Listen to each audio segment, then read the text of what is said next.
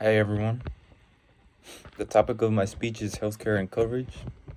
Healthcare is one of the most crucial topics in the United States.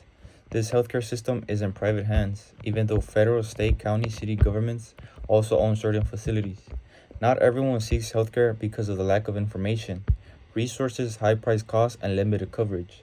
The lack of access to healthcare has been attributed to a number of factors: rising healthcare costs, economic downturn, erosion of employee based insurance, and public program cutbacks.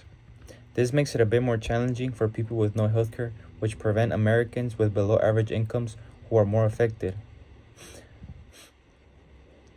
Healthcare in the US should be more accessible for low income workers, and a sort of insurance should be given to patients who can't afford it.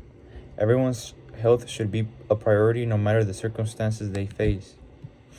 Number 1. Top challenges impacting patient access to healthcare by Sarah Heath.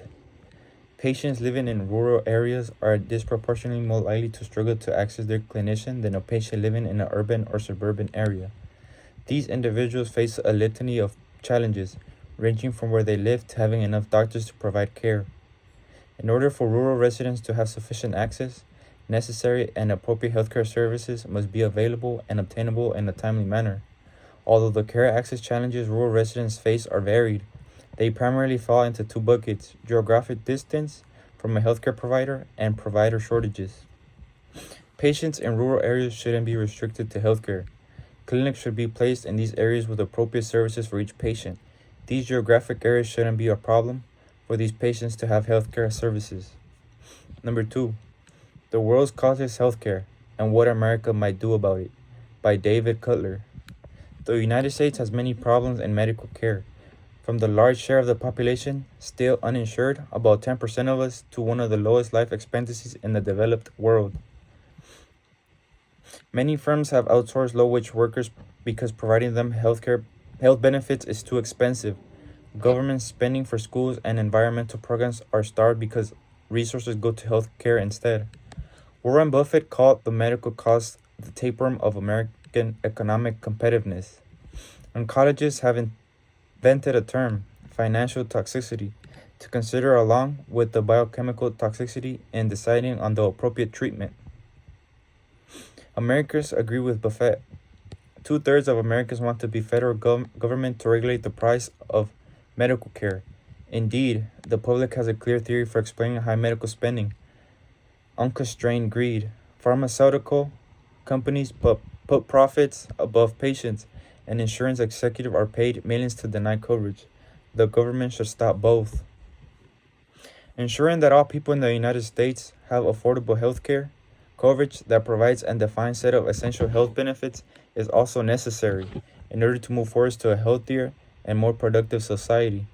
Our healthcare system must begin to account for and address social determinants that have a profound impact on individual and population health outcomes and costs, such as socioeconomic status, housing and occupational conditions, food security, and the environment. Number 3. Limited plans with minimal coverage are being sold as primary coverage, leaving consumers at risk by the Commonwealth.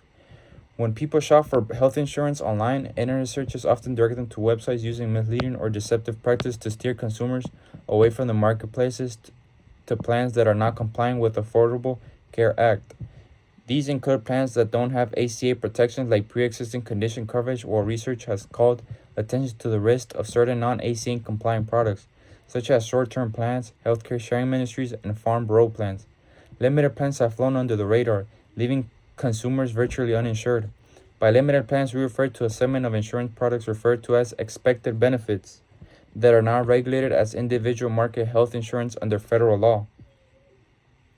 These are several types of limited plans, including fixed indemnity, disease only, critical illness, accident only, and accidental death and dismemberment. None are designed to be primary form of insurance, but rather to supplement other coverage, such as employer health plans. Limited plans generally reimburse a low set dollar amount directly to the enrollee for each covered service or a lump sum for a set of covered illness and accidents. Choosing the right health insurance plan is important. The vast majority of us get our coverage through our employer. The employer typically will cover around 70 and 90% of your premium costs, which is pretty nice.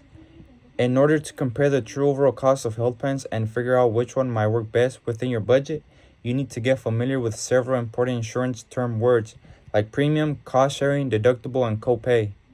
Knowing your own circumstances will make you pick your health insurance which will benefit you. Thank you.